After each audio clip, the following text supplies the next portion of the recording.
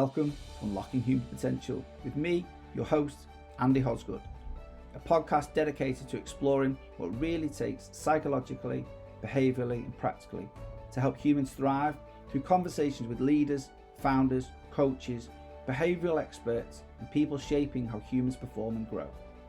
Is this for you? Well, if you're a leader, a founder, a business owner, an ambitious professional who wants to do more than just perform, they want to grow, inspire, bringing the best out of yourself and the people around you, then the mission is simple: to explore how individuals and teams unlock potential in themselves, in others, and the organisations they shape.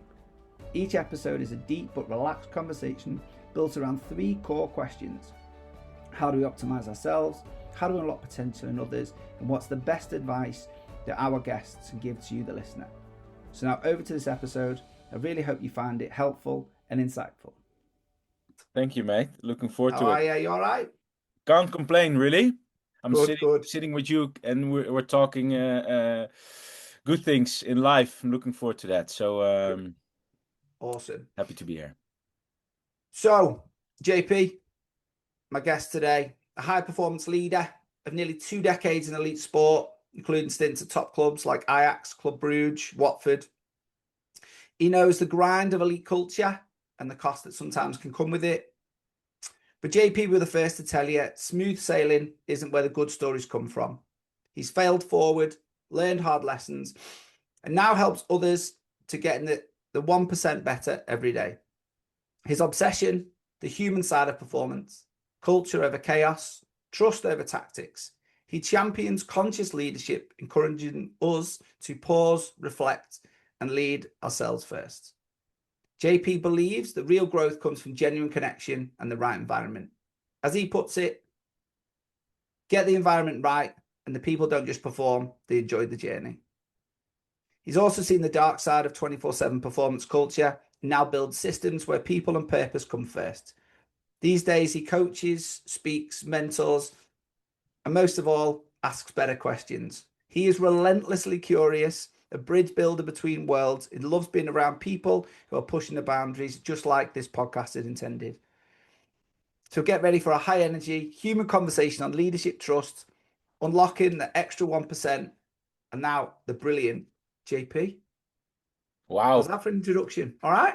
No, not too bad, mate. Happy you wrote that. Pardon? I'm happy you wrote that.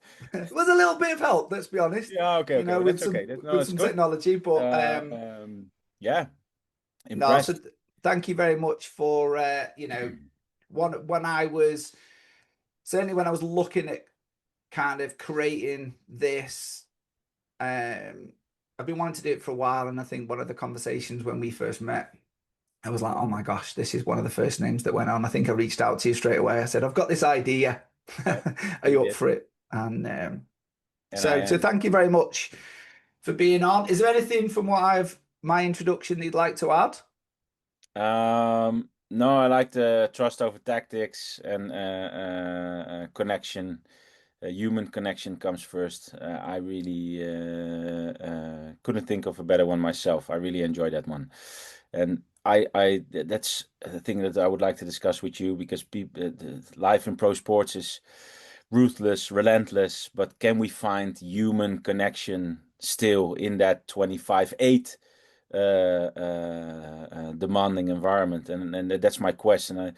That's also a question I have for you in return. Do you think we can have that, and how to build that? Because everyone wants that, to have that shared purpose and belonging and community and tribe feeling. But there's so many people just drained, directionless, and I truly believe that you can build it if you take your time and you do it with the right intentions. People will hop on and enjoy the ride together with you and make it an even better one, because it's a shared responsibility, and it's something I would like to discuss today as well, because I find that one important to spread the word on that, and that's what you do as well with your podcast, and that's why I'm super excited to be on and to learn from your guests and from you and from all the people listening, and just have that cross-pollination going on. And I love that. And definitely there's going to be some exploration of that over the next, Yeah. 45 minutes or so.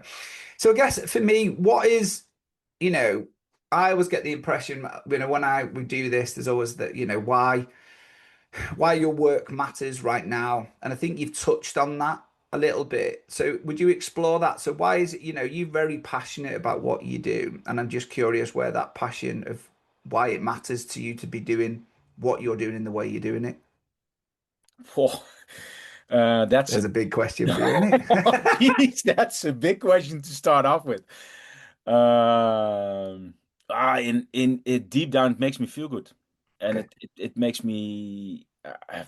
I get so much energy out of helping people that enjoy being pushed, challenged, and that do the same in return to me, and then we do it together, and we high five at the end of the day, which after over some hard talk, oh, I just feel good. It just makes me feel really good, and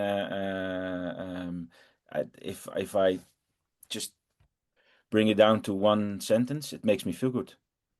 I love that. I love that. And last question, and then we're gonna start really rolling into some deeper topics. What is it that you're curious about right now? You said you're highly curious. What is it that's at the moment in time is leading your curiosity? Um, how to help the people that I'm helping right now in such a way that they are helping themselves, and me Okay. just sitting across the table asking smart questions or stupid questions. And it's either or, Yeah. because stupid questions can sometimes get that thinking really get them thinking really well. JP, you should know this. Oh, I don't know. Explain to me. And then all of a sudden Yeah. they start to go, and then they're explaining themselves what their problem is.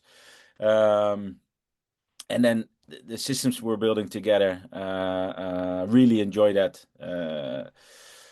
But yeah, I think that's probably it. Asking good questions, get that energy spark going, and then just it it it it's free. It just rolls. Nothing to do, nothing more to do there than just let it go, and then we'll check in again tomorrow and see where we have left, and we can continue again. I think that's it.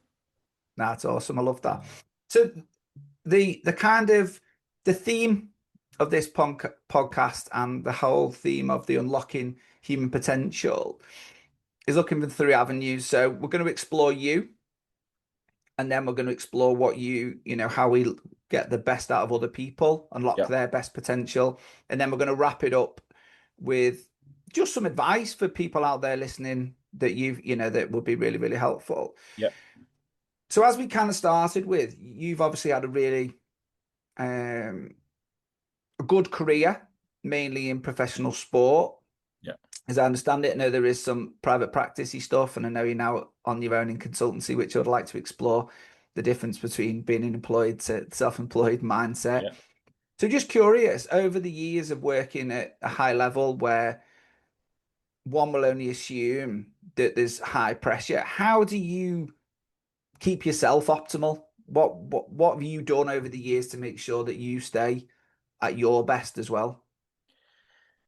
To realize that I can't make big changes in one day, but I can over a year, and keep manifesting those small changes every single day, writing them down, talking to people, and then just see the compound interest over time that the changes I've done. Collecting data, collecting thoughts, collecting noise, collecting beliefs, knowledge, and just over time keeping track of that, analyzing it, and seeing, oh, there's quite a few changes that we've made from the start of the year till and then start of the season, mid-season, end of season, and that's probably it.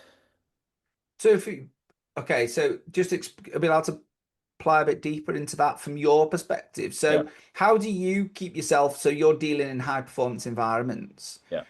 What do you do to make sure that you're optimal? As in, like, is there a routine you have? You talk around, you're looking at habits and stuff. Is there any habits that you've done or developed and created along the way to make sure that you bring yourself the best version of you every single day? Yeah, it's not the who, it's the what. So respect the who and challenge the what. For myself and for others. So in high performance sports, you can sometimes think, oh, they don't like me. No, they don't like what you're doing. They Yeah. like you, but what you're doing is sometimes it can become really personal really quickly if you don't have that who and what separated.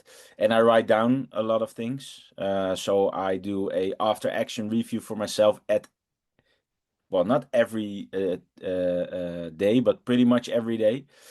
What went well? What went wrong? What can I do better tomorrow? What can I improve tomorrow to improve at the end of the week? Can I improve at the end of the week? What can be improved at the end of the month? To just really keep track of the 1% better every day, because that keeps me I can challenge myself, keeps me grounded, keeps me humble, because I can't. If a player comes in and we in the team did a good job on an ankle injury, and he's like, "Oh, you guys are amazing. First, the previous medical team was so shit." That's ego, you know. He's helping your ego feel good, and you're like, "Oh yeah, indeed, we're really good." Thank you for that. That's the what, not the who. And I write that down as in keep myself grounded and humble. He's just super happy, but it can be any other person that was in my shoes at that time of day, right time, right place, that could have helped him in such a way that he's happy. But what did I actually do different than the other people, you know? And usually for me, it's energy. It's just to bring the positive energy, and to get energy, you need to spend energy. So I'm always the first one to be proactive, not the first one in every day. But if I'm in, I'm in. I'm not. I try not to be distracted by anything. The one in front of me gets all the attention, and that keeps me, as I said, after action reviews for myself, super important. That keeps me sane, or that kept me sane over the 20 years. And being challenged by friends that are not in the business, or just not challenged, but just speak to them about life, helps me a lot. And just try to find humor in everything, even big injuries, big problems, 9 losses in a row. Where can I find humor and decompress the situation for everyone to be lifted just a tiny little bit, to see the end of the tunnel again? And I think those three help me the most. So writing, after action reviews, step out of the world, detach a bit, look at the bigger picture with friends and family outside of the business, and try to find humor wherever I can. Just have a good laugh, and that's magic, that does Yeah. so much to people, um and to myself, basically, to keep me upright and performing. I guess that, I mean, that's lovely. And I think, and that's, I think, where when we very first met, I think we were laughing within the very first couple of minutes of our Minute. conversation. Yeah. And it continued, didn't it? Which is great. And, and I think that's the things that I've always taken when I've heard you, and I've listened to other podcasts that you've been on, and we've met a few times, and the things that energy is something you get. I guess, where's that come from? How have you worked that out? So for people listening that are maybe kind of in any kind of high pressure situation, they might be a leader in a business, or they might be in sport. You've obviously come to that conclusion after 20 years, and you've done that consistently. Where did it all start? Can you remember what was the moment where you actually realized that writing stuff down and reflecting on that was helpful, that has kind of led you to the career you've had today?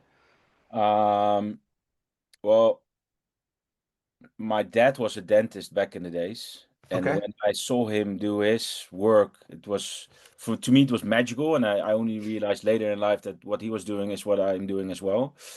He was the energy giver, he was really helping people feel comfortable in a dentist chair, and cracking jokes, making them feel comfortable. And he always said it's not about the teeth, it's about the human first. So Yeah. help them feel safe, Right. comfortable, and then I can do anything. I can extract teeth without uh, um, anesthetics, or what's the word, anesthesia, Yeah. at all. it's not what he does, but that's not what he did. But figure of speech, because they feel so safe, sound at home in a dentist chair that you can do magic on their teeth.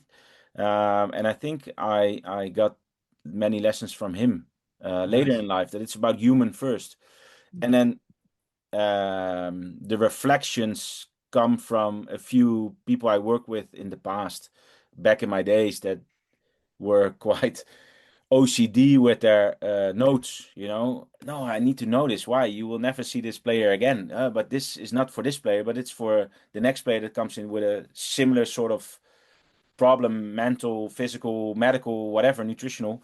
I learn now, and I can help the next one even better. I'm like, oh, that's a wise man or a woman. Let's do the same. And I struggled in the beginning to really make good notes, and now it's just a few paragraphs and I'm done for the day. And it you can really train yourself to do it, and it helps me. It's here right next to me. It really helps me to just prepare and review in the end. So I think it comes down from a little bit of genes, so a little bit of nature, a little bit of nurture, and Yeah. then work with good people. And they help me to understand what high performance is doing the right thing relentlessly every single day at the highest level, with the best intentions. And then that's where I'm right now. And No, it's look. not that I'm No, doing well all the time, but I just try intentionally do the best. and that's all you can really do, isn't it? I Yeah, think, and with the knowledge that you've got today, knowing that you might gain some extra knowledge later in the day or tomorrow that's going to make you even that 1% better yeah, tomorrow, isn't it? And yeah. I really like that. And I think the reason I asked the question is because I think for a lot of people, it's understanding, where can we get inspiration from? And it certainly sounds like through your childhood, you were inspired by the way your dad Yeah, approached yeah. people, and I think that's lovely. And then, And I you know, think you this is the first time I've ever mentioned this, because it never okay, occurred to me. But now I just sit there and I'm like, well, where does it come from? Because a lot of people ask me over the years, where does it come from? I, I'm a person that wants to feel safe first yeah, before I give anything. And it's the other person opposite of me that can give me safety. But I have to bring a bit first for that person to help me feel safe, if you know what I mean. yeah, I do, yeah, And yeah, and that's where I think uh, build connection first. Make them feel safe. They don't have to trust you and give you their deepest secrets, but some human connection and energy takes potential problems working in a high pressurized cooker, and that's life in sports. yeah. And this is exactly why I wanted, the reason why we created this podcast was for that. It's that it is the human element first, isn't it? And how do we unlock the human potential in others? And I think sometimes, like you've said, sometimes you have to give a little bit to get a little bit back to feel that connection, and then that connection, Yeah. makes that safe environment. So just before we move on, I just want to lean into this energy, because one of the things that you are known for, definitely across the things, is, and you talk about it a lot, is, you've got to give the energy. How do you maintain that? How do you, there might be days, I'm sure, where Then I don't you're go. putting all your, pardon? Then I don't go. Yeah, yeah, yeah. Because we've all got those days, haven't we, Yeah. where we wake up and go, do you know what? My Gee. tank is running really, really Yeah. low. Or, Yeah. we all hope and inspire that we do things that gives us energy, and certainly that seems to be the understanding I've got from you, that you love what you do, so that the energy you return back from the reward of that is enough to kind of recharge those batteries. Yeah. I'm Yeah. assuming there are days where the recharge is less good. For sure. So I'm just curious then, where do you do, or how do you handle those days? Walking, Okay, could you usually. expand on that? Yeah. Yeah. So when I'm struggling, my wife usually tells me, please leave the building and go for a walk, because Feedback that's loop, where I yeah. feel safe most, is at home with the kids and my Yeah. wife. And then usually then the real JP comes out when he's cranky and tired and the battery is really low. Okay. And they don't deserve that. So usually then I go for a short walk, a long walk, usually with a rucksack or a weight vest Okay. or a sandbag, and I just go rocking Right. in the dunes. And then it can be 20, 30 minutes, just hard grind, and then it just recharges big time. It's crazy. Outdoors, fresh air, sunlight or rain, doesn't really matter. And then you see things in perspective again. Because sometimes the day can feel heavy because I attract a lot of energy. Because I give a lot, I also get back Yeah. in return, and that can be toxic, negative, positive, Yeah. anything in between. Um, and the one that drains me the most, people that don't see the light at the end of the tunnel. They make it too big, they can't make it small, and that Yeah. drains me. And then I come home and like, geez, how do I get these Yeah. people to move just one step, just give me one step and then you'll see the beauty of it. And that drains me. And then usually it's walking, no distractions, no podcast, no phone, just go. And then I come home and then I write or I chat to people, uh, other things than work. And then usually that recharges me really fast. And talking to people like you, it just helps me to. There's so many beautiful people in this world Yeah. that work in the same business. That energizes me more than anything. The gig we had in Dublin, those 3 days gave me 3 months of Yeah. joy, energy, pleasure. So if I can have a few of those every year, go. And if I don't have the energy, I've always heard I'm quite ruthless when it comes to that. Then I don't go. It's better Okay. to That's good. see. You don't want always have to see the energized JP. I can be a little bit less as well. But if I don't have anything to give, I go and see people that can give me energy. And if I Yeah. have to go to an event that I don't feel that gives me or they give me anything or I can't give anything, then I just don't go. And it's just what it is. My time is precious and I'd then rather spend it with other people or at home, just reading, walking, whatever. I think it's really important that, and I think that, and I think it's important that we do talk about stuff like that.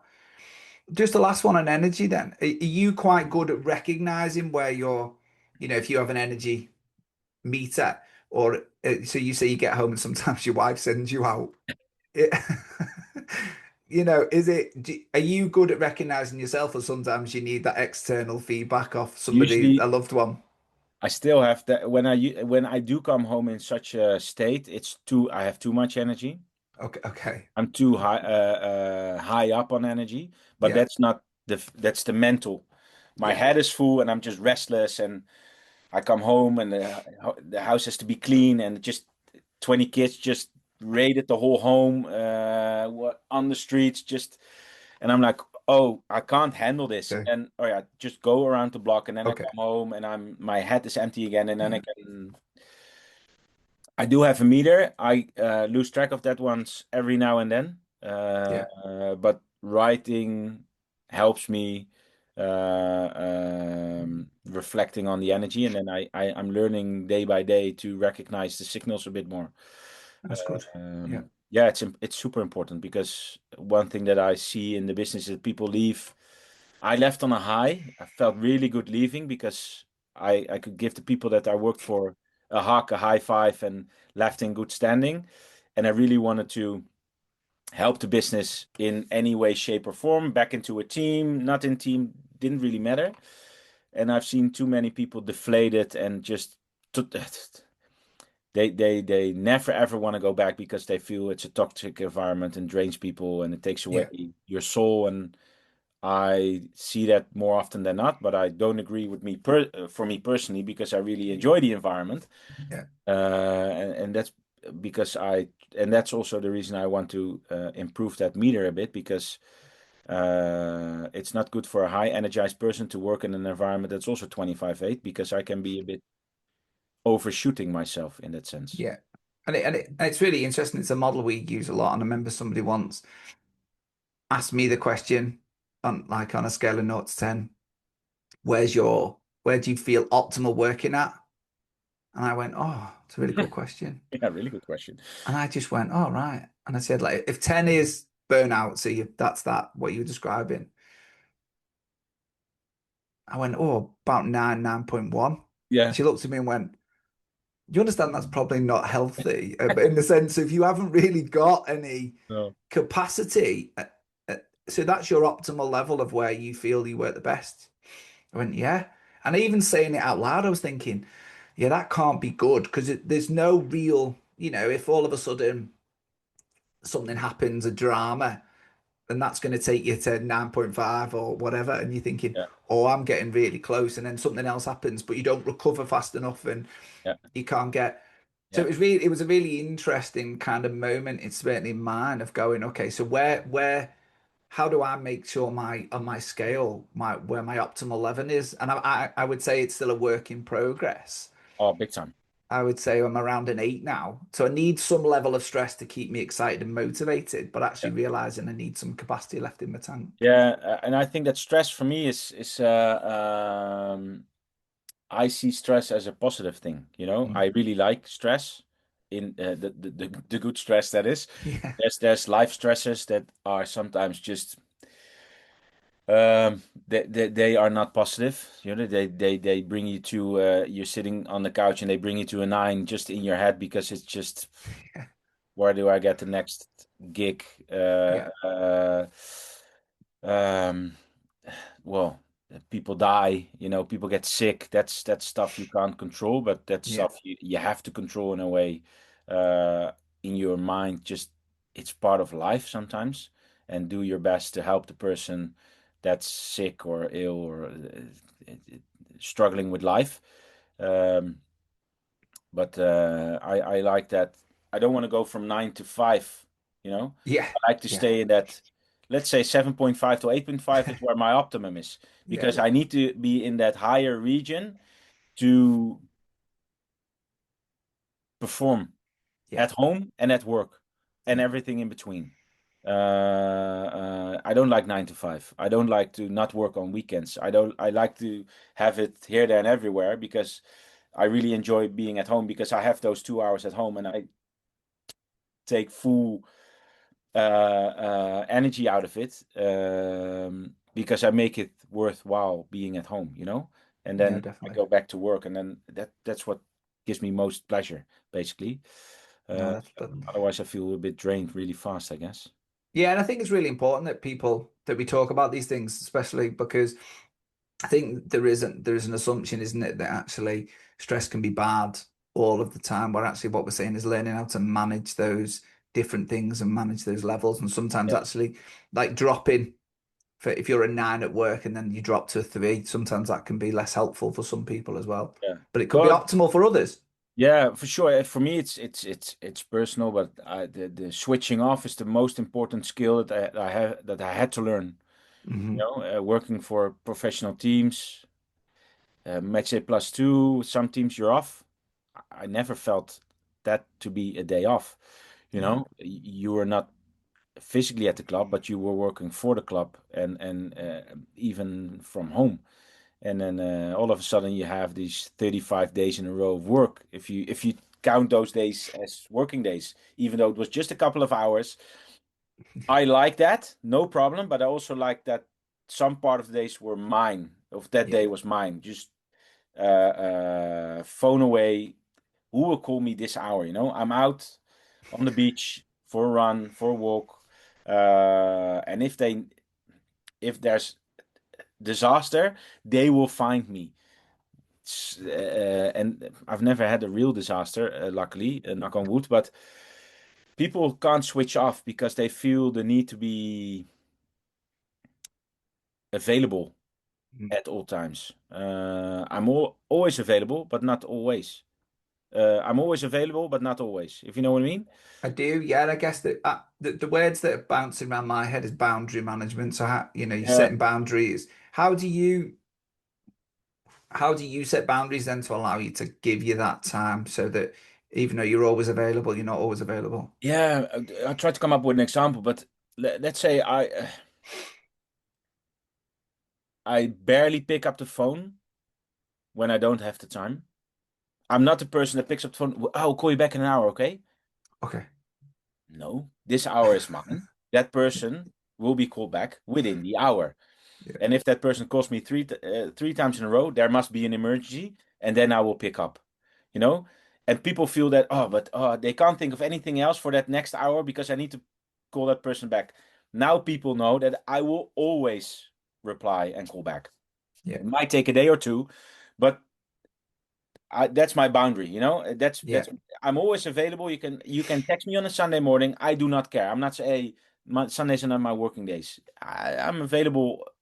You can text me, but don't expect me to text back straight Yeah. away on a Sunday morning when it's my time. Yeah, Yeah. but I do not know your time. I don't also know your time. Yeah.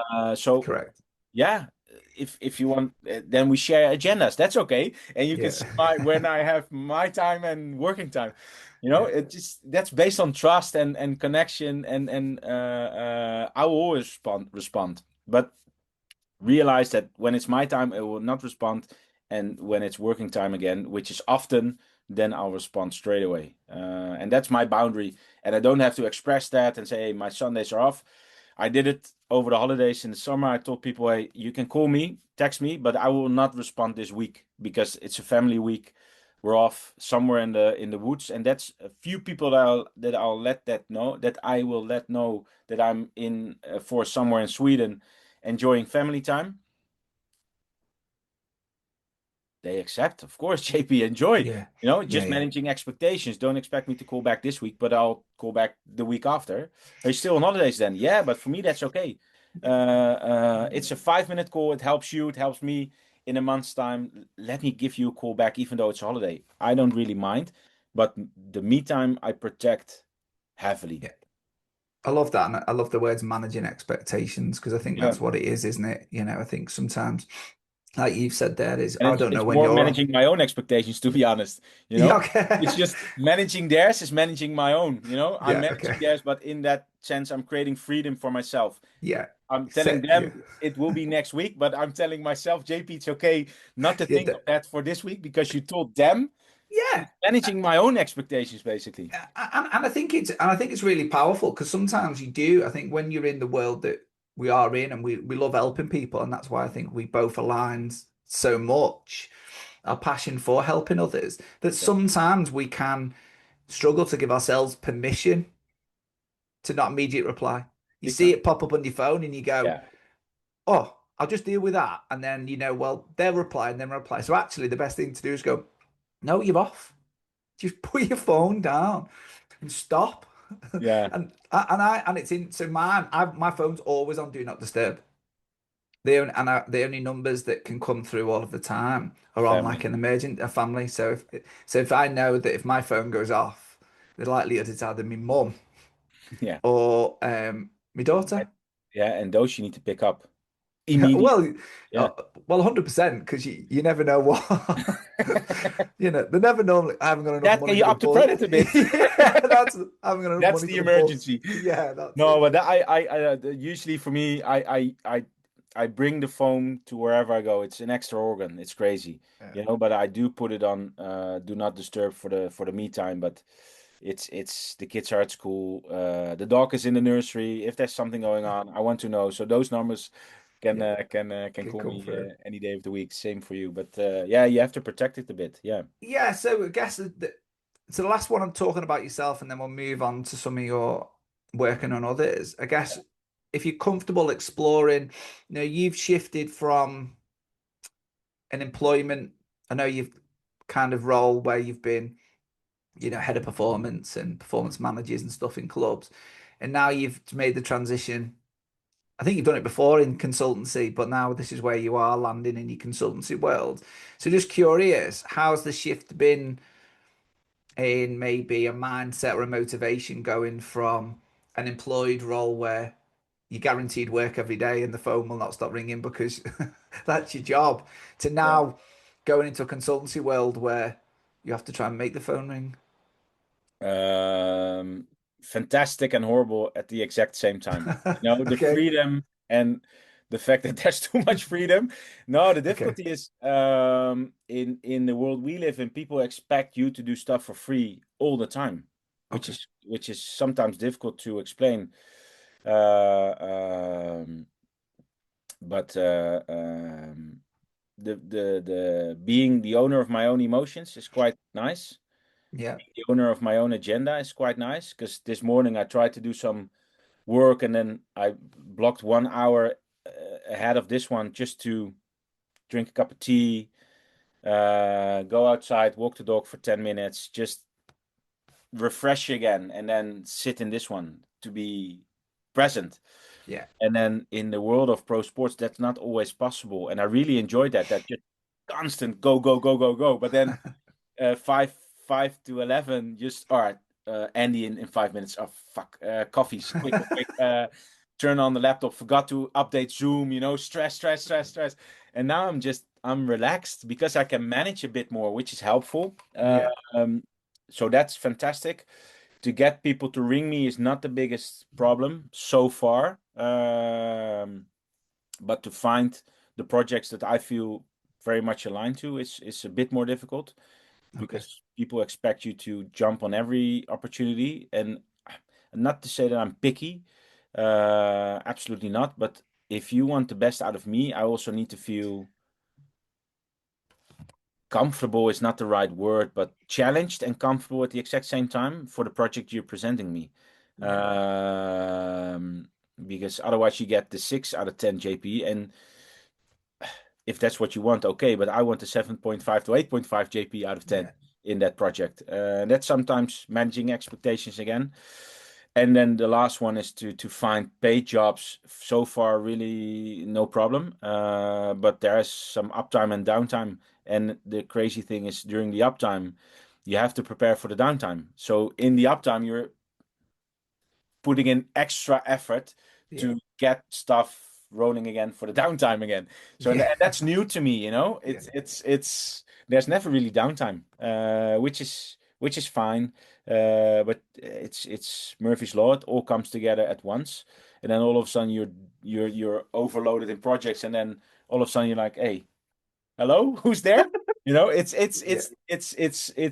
I like it. It's a big learning curve, and the best part of it is that I get to explore. I work for a university which is super nice, so with young talented sports managers, give me a lot of inspiration, and then running my own business on the side with a few other people, and it's just it gives me so much energy to give back to my previous world with all that I learned in 20 years, and now interviewing people, sitting in podcasts with you, that gives me another set of skills and tools that I can bring back to my old community, but also my new community, working for businesses and C-suite people, and to learn from them while they are learning from me, while basically I'm learning from them, which is crazy. I'm giving them the laws of sports and building high performance teams and working under pressure. But in the meantime, they're just giving me so much more in return. Yeah, long story short, love it and hate it at the exact same time. Look, what a brilliant conclusion to that. So you you touched on taking high performance teams and leadership and stuff. So can we explore that? So, Yeah, for sure. one of the things for me is, we've really delved into how you get the best out of yourself, and I think there's some absolute gold in that for leaders who are, because it can be quite a tough and challenging world being in leadership positions and at the top of stuff. And so I think, that's why it's really important for me to focus on that, to see, how do people, where that resonates, where that sits, and how people cope with those kind of strategies. And I think you've been awesome with that. And then the other thing that I see an awful lot is people getting almost, the challenge is then they're, oh yeah, people. We didn't have to deal with people. Both me and you quite like dealing with people. So just curious then, where does it sit, and where does it, from your background, how would you, and it might be a story, it might be an example, of how we unlock potential in others. That might be in a high performance environment, it might be with colleagues or friends or anything? Just curious where that lands. Good question. Um, to give you an example, um, I'm working with a person X at the moment for quite a bit of time right now, and he's always talking systems. The systems need to be right, and then people will work. And what I learned over the last couple of months, if I can extract from him his issues with people, it's been dealt with. If you know, in our talks, he's dealing with the people, and then he can focus on the systems in the as a director in the organization. He can focus on the systems, and he will give me all his shit on the people that he has employed. Yeah. And I'm more of a psychologist in this one. I'm just listening and just what's Dave doing now? Oh, that effort, Jesus, he doesn't understand and he will not understand. He needs to understand that it's if he runs it through this system, it will turn gold, and he's just ruining it all the time. And I'm looking, Dave is a fantastic guy. You need him in the team.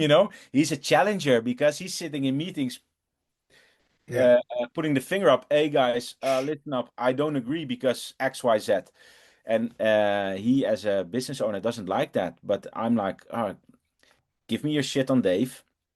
We'll deal with it, and you focus on your systems, and then I will manage in the background that Dave will still put up his finger, but he chooses better moments.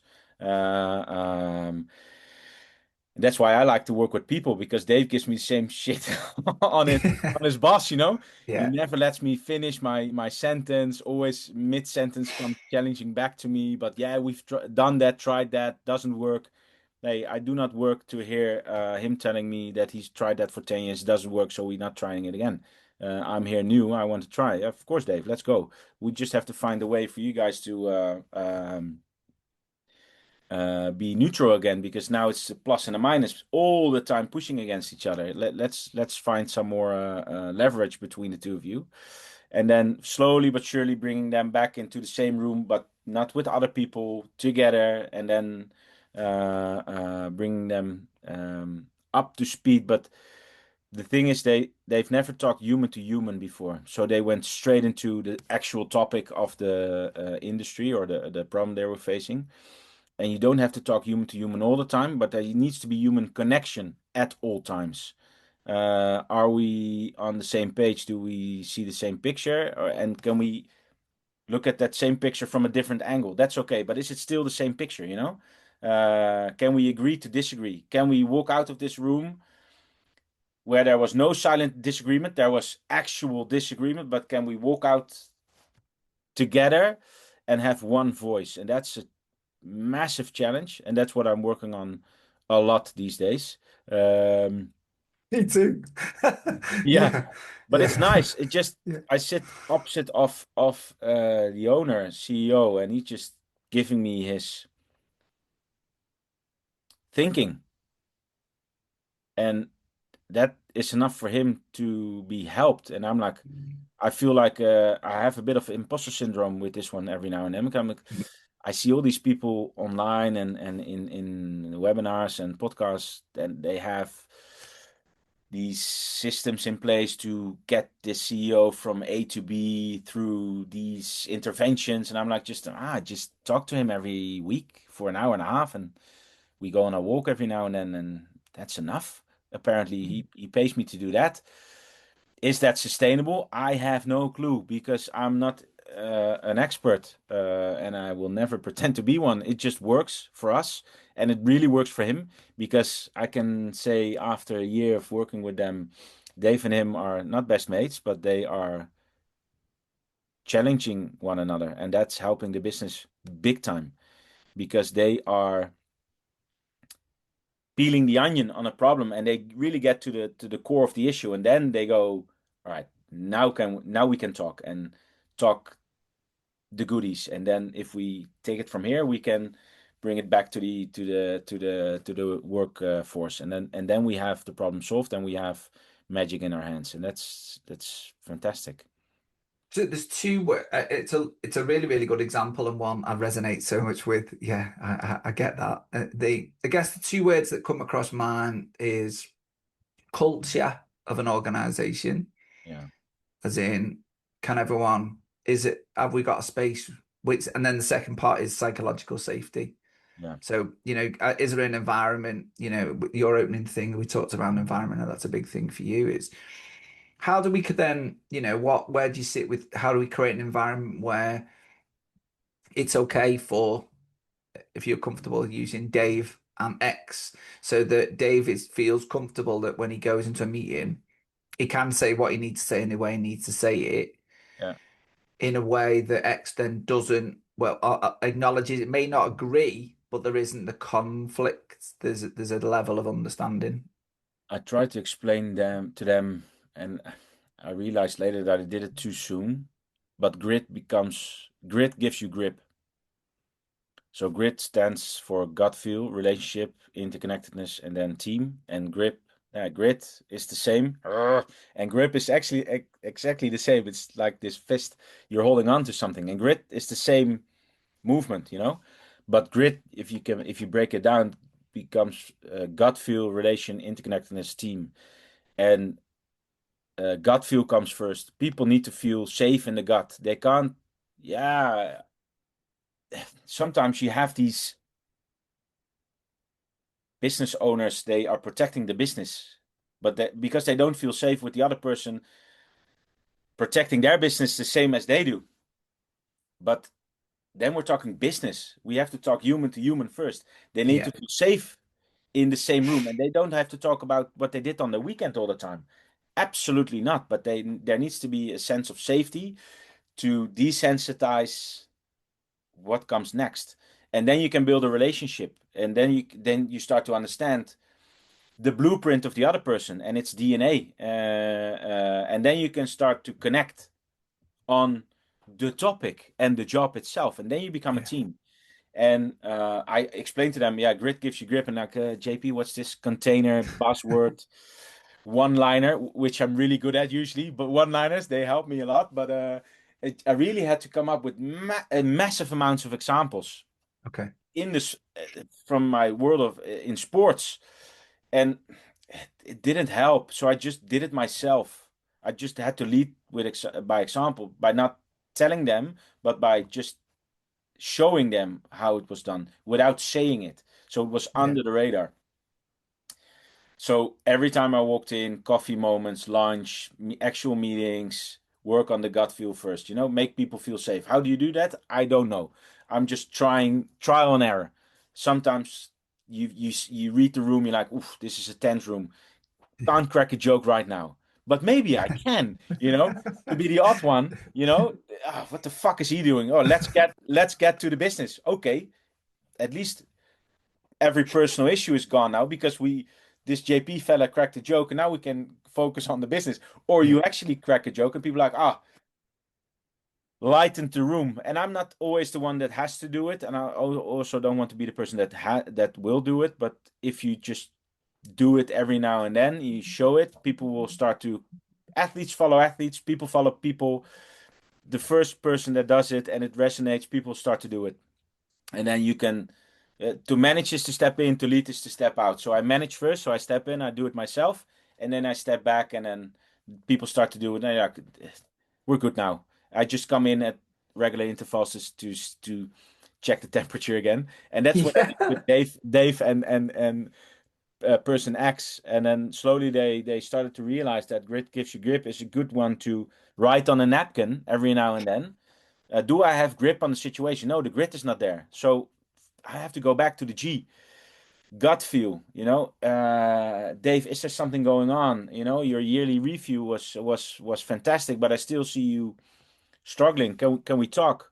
Sometimes that's enough for the person to open up, and that has nothing to do with the interconnectedness with and the work itself. That's usually something personal. Yeah, I feel like the review was top, but I'm still in the same place, and we discussed that by now I would be higher up the chain or managing people, and I'm still not. Good that you're asking, mate. I have good reason not to. Let me explain. After 10 minutes, Dave, you should have told me 2 months ago. I've been dealing with this for 2 months. It's just fuck me. That's simple. And Yeah. that's where it's super easy because I'm on the side and I'm hovering above, but it's beauty to watch it happen.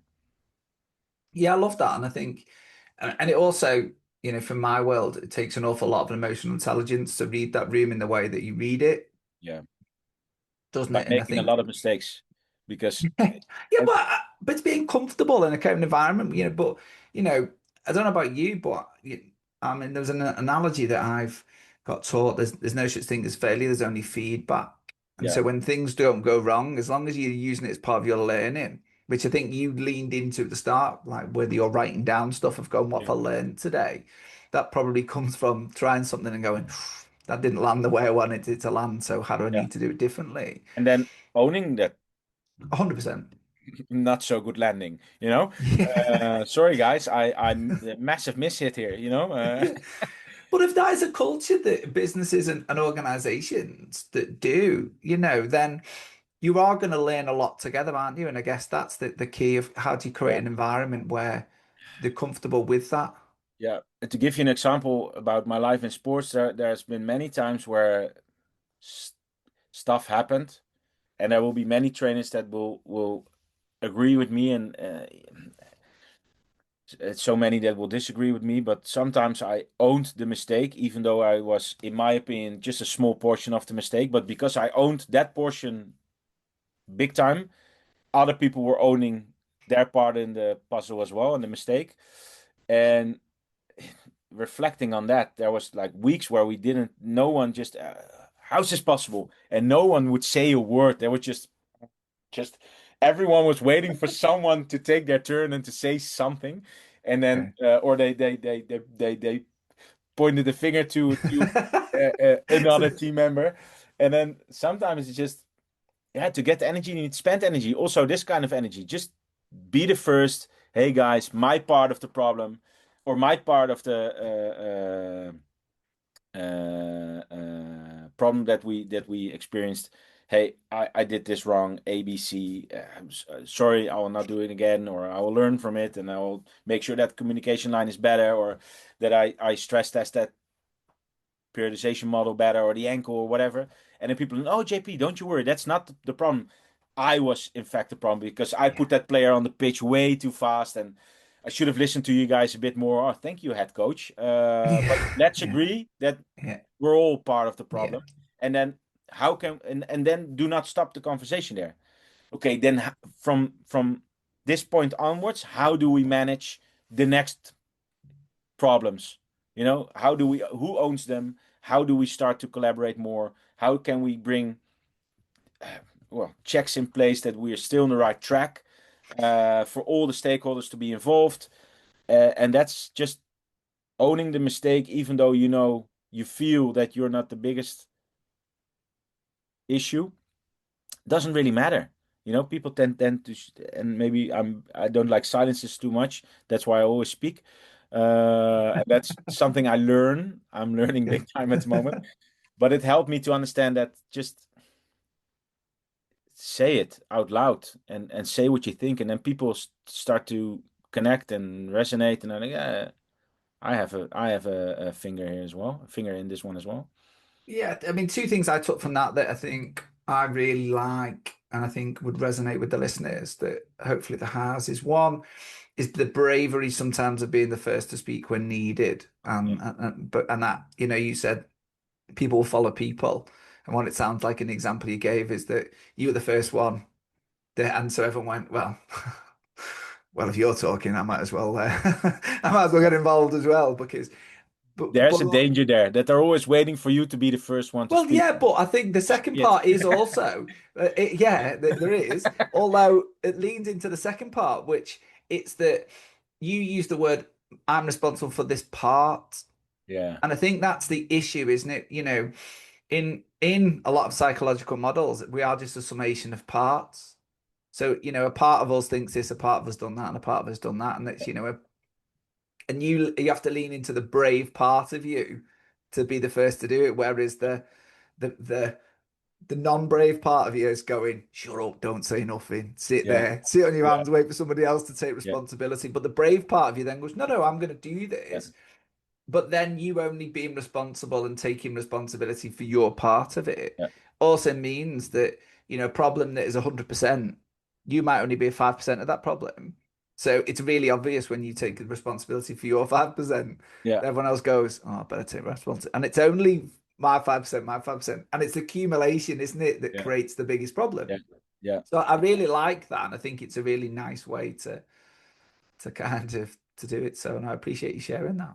No. And I tried to to teach myself and also the people that I was managing, and am managing. What happened here? Yeah. Oh, you took ownership, and then what? Yeah, people started to own a bit as well. Okay, what can we do next time?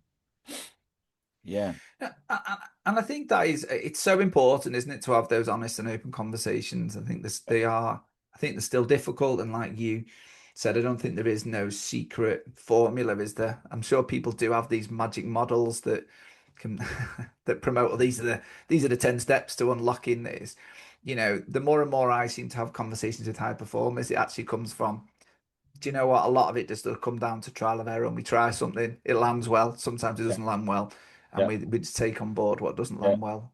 yeah. And that's I've met so many coaches that were, oh, head coach, the boss of the building.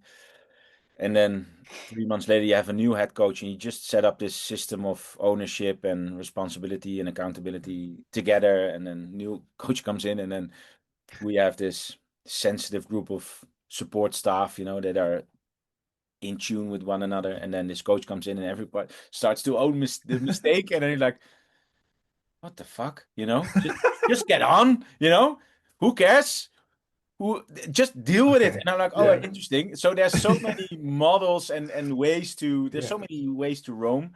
And you have to be super flexible and adaptable, Yeah. and you got to be a chameleon, but stay true to yourself. And Yeah. that's the biggest one that I also learned along the way. I got carried away a bit at times, where the badge on the chest, yes, I have it, and I'm the guy, and I will show everyone. And oh my God, I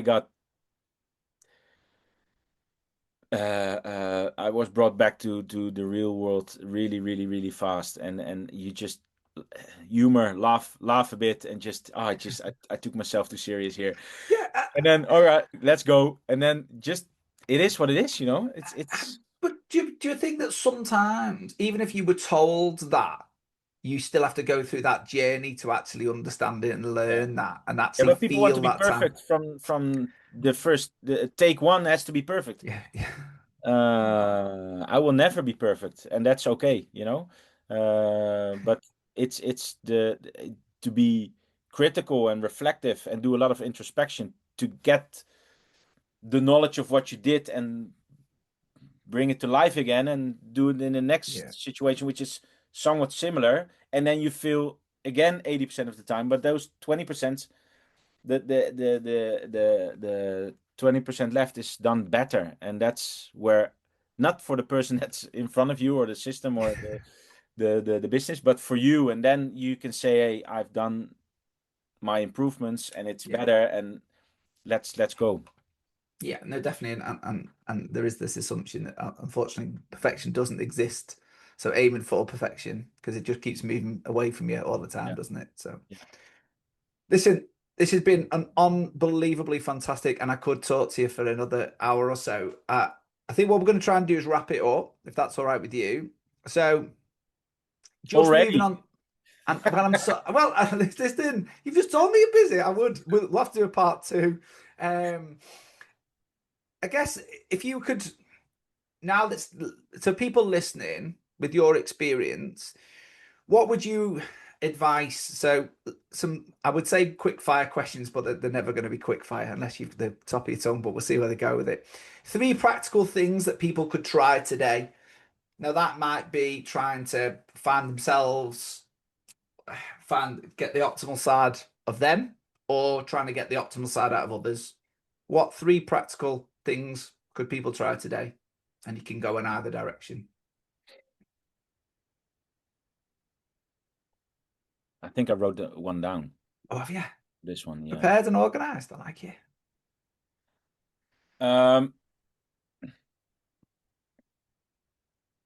Start asking more questions. And then one question that really helped me a lot over the years is to ask the person, what do you expect from me?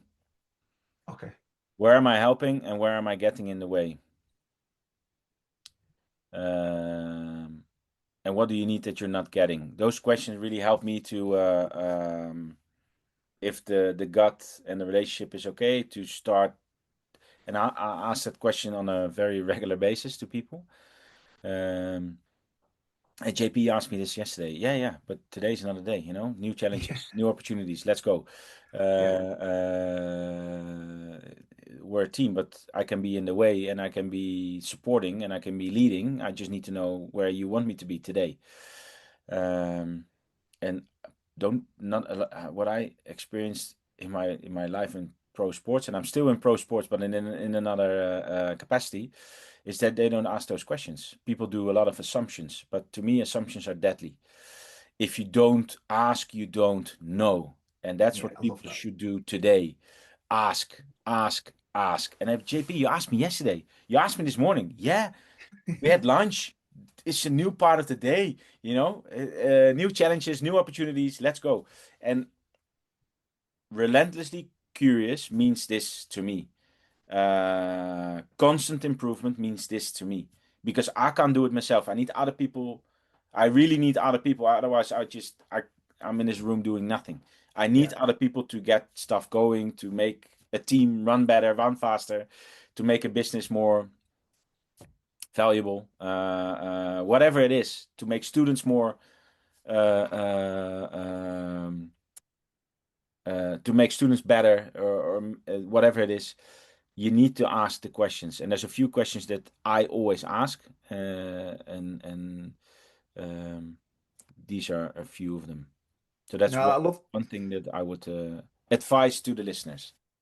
and I think it's lovely because, I always think for me, that's part of relationship management, isn't it? Yeah, If you make an assumption that what we're doing is helpful and useful, and then sometimes you ask the question of going, what do I need to do better to make this better for you? And they'll go, well, yeah, actually, yeah, yeah. You if you get a just lot stop of wisdom. talking a little bit and let me just absorb some stuff, you go, okay, cool, I'll shut up. JP, listen. Yeah.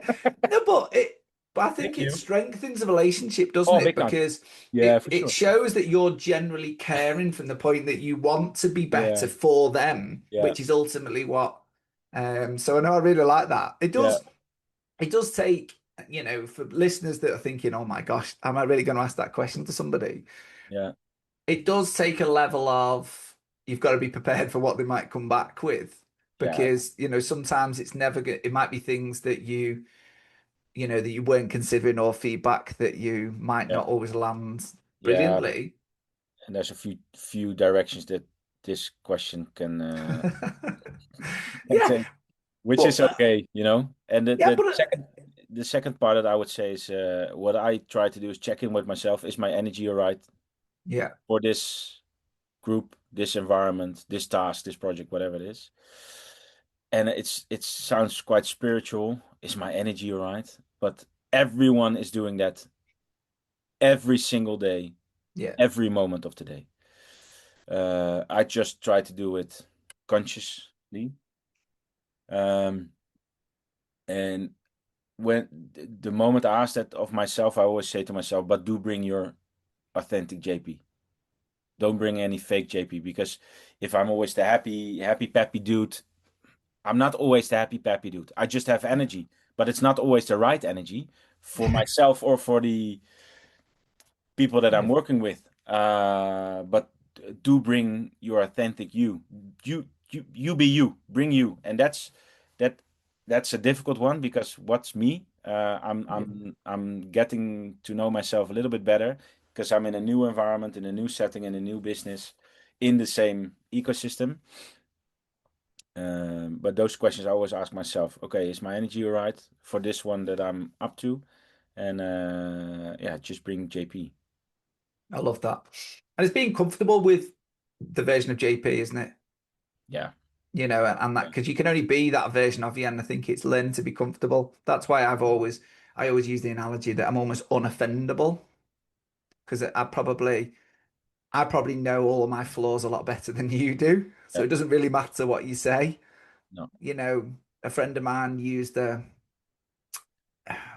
is it the Eminem film where in his final kind of diss battle he just Eight says Mile? What Eight is it? Mile in Yeah, that yeah, yeah, it basically says at the end, doesn't it? He says all of the things that he's going to take the mick out of him for or rip him on.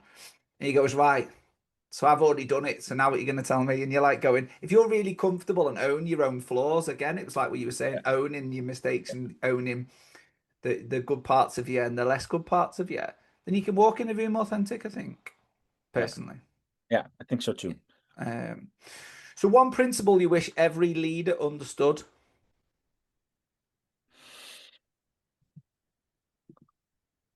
I wrote that down. Cool. Um,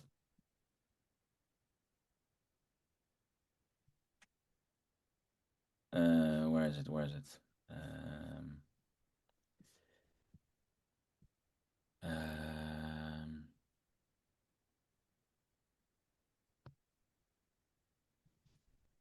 I'm trying to find it.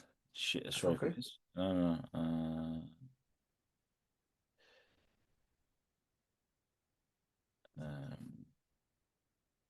what you're trying to do as a leader is to develop the group you're leading.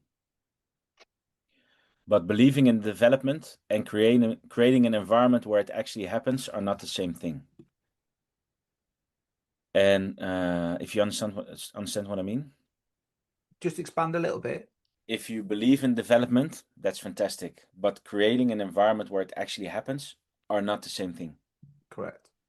And as a leader, people look to you for development.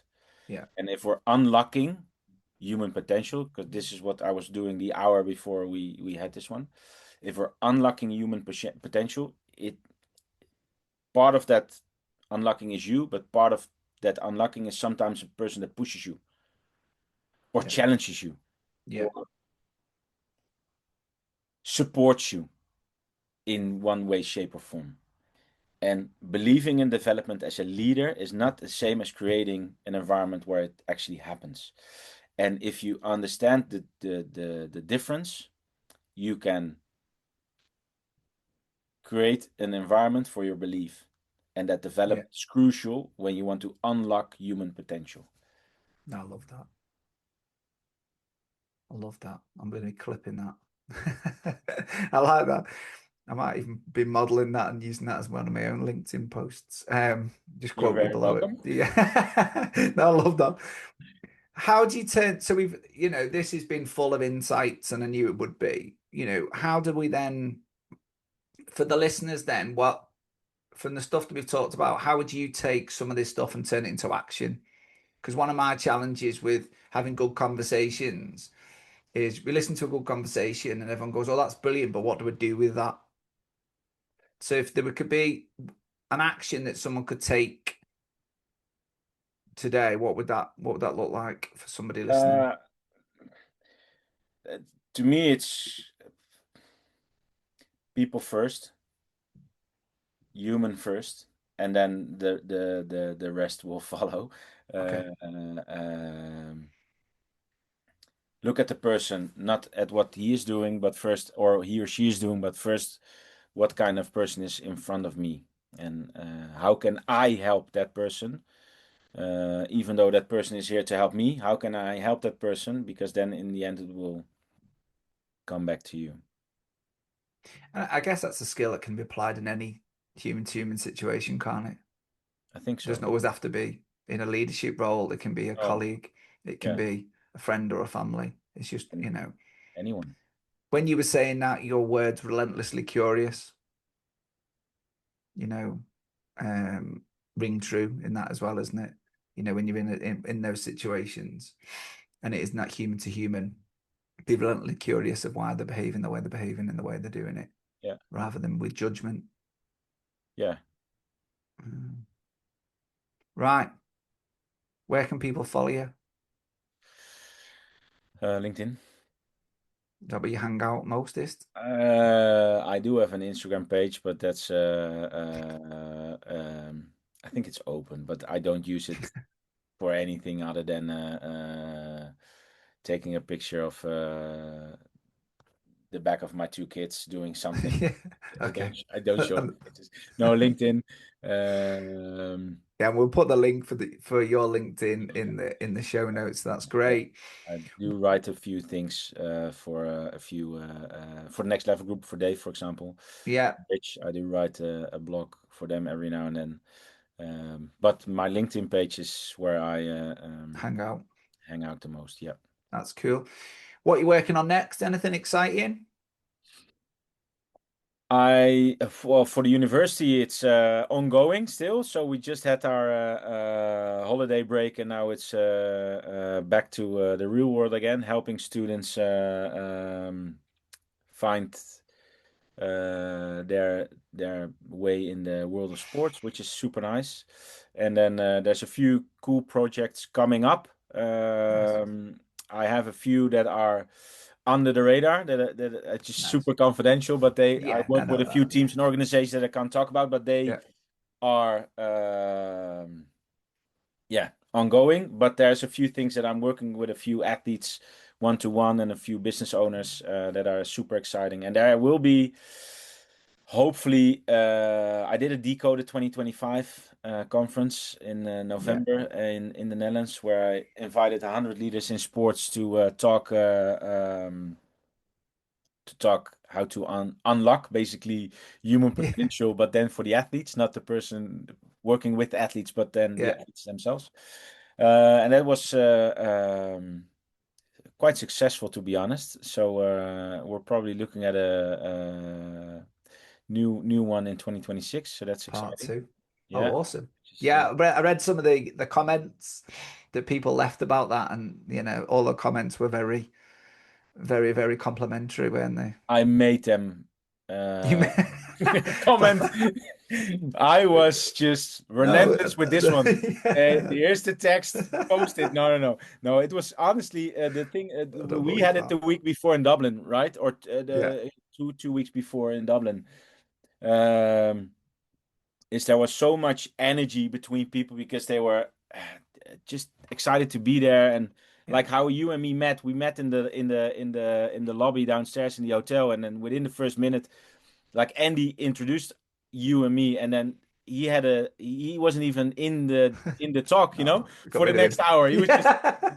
and we were just Yeah. on and off on whatever life, work, family didn't really matter, and that's what we experienced at Decoded as well. Nice. It was 100 people that did know each other and didn't know each other, that did know each other, never met before, and it was the topics were fantastic, speakers were top notch, and it helped just to create this energy and buzz. And people, if people stay in the bar till 2, 3 in the morning Yeah. after a day 9 to 5 of listening and sharing, and then they stay in the hotel uh, pub for that long, then I know I've done a good job. And that was the aim, just to bring a few people together that can learn from each other and develop as a group. And yeah, I think we nailed that one really well. So looking forward No, to definitely. part two. Awesome. I look forward to that too. So, one final challenge you'd like to set for the audience. I quite like this. So, if there's a listener now who's got to this, gone, do you know what? This has been a really good conversation. There's lots of stuff. What challenge would you set for the audience?